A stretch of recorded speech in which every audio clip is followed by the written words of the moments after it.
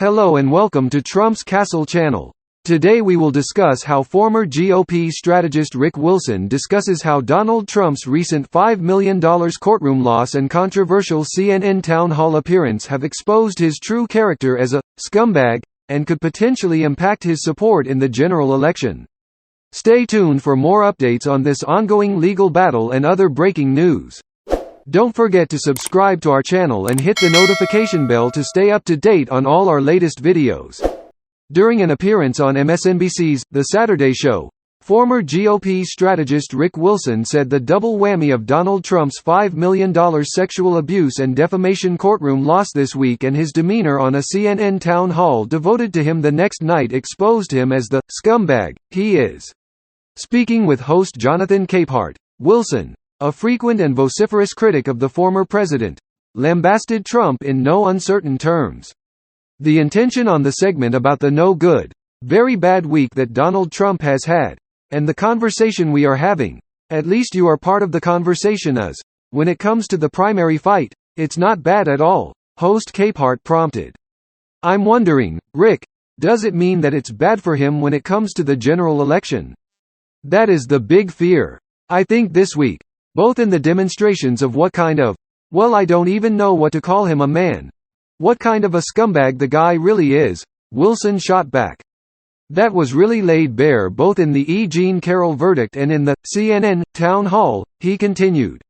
I think for the general election, does it make it more likely to do the things my team at the Lincoln Project has been successful at doing, of peeling off Republican voters who can't handle the revolting character of Trump.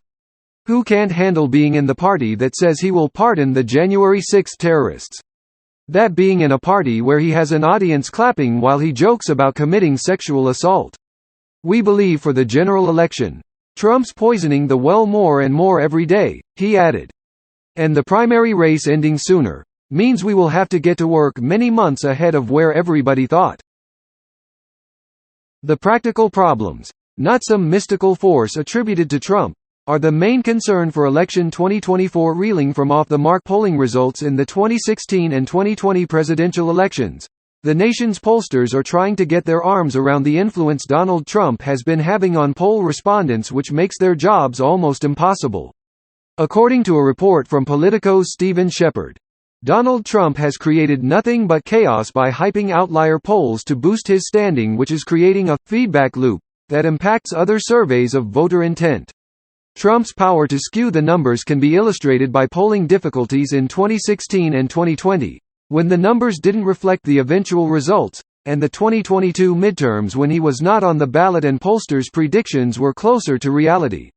With 2024 looming, Politico is reporting, with Trump expanding his lead over his GOP primary rivals, pollsters are fretting about a block of the electorate that has made his support nearly impossible to measure accurately. According to Politico, it's not that Trump is some mystical force. The problems are practical. In 2020, he drew out significant numbers of people who had rarely, if ever, voted and who either weren't included in polls or refused to participate in them. Trump trashed the polls that found him consistently trailing Biden. This created a feedback loop that made his supporters even less likely to respond, making the polls even more wrong. Don Levy, the director of the Siena College Research Institute, was upfront about 2024 concerns. If anybody wants to really be honest, it is going to be an enormous challenge if it indeed is going to be Trump against Biden in 24, Levy explained before warning, because we know that voter is disinclined to speak to us. Democratic pollster Andrew Bowman chimed in, I'm still worried. I don't think that any pollster should be out there feeling super confident that we have everything fixed, because we were confident that we did after 2016. And we didn't.